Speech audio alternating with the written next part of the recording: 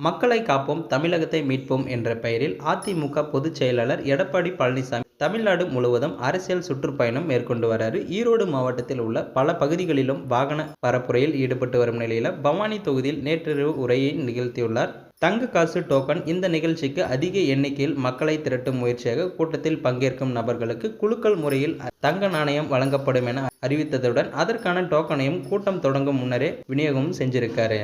எடப்பாடி பழனிசாமியின் உரை நிறைவடைந்ததும் குலுக்கல் நடத்தப்படும் என அறிவித்திருந்த நிலையில் கூட்டம் நிறைவடைந்தும் தங்க நாணயத்திற்கான குலுக்கல் நடைபெறும் என மக்கள் இரவு நீண்ட நேரமாக கையில் டோக்கனுடன் காத்திருந்திருக்காங்க. கூட்டம் முடிந்ததும் குலுக்கல் முறையில் 10 நபர்களை தேர்வு செய்து 1/2 கிராம் தங்க நாணயத்தை பெற அழைப்பு விடுத்திருக்காங்க. ஆனால் குறிப்பிட்ட டோக்கன்களை வென்ற 10 நபர்களும் கூட்டம் முடியும் முன்னரே பாதியில் வெளியேறியிருக்காங்க என்பது குறிப்பிடத்தக்கது.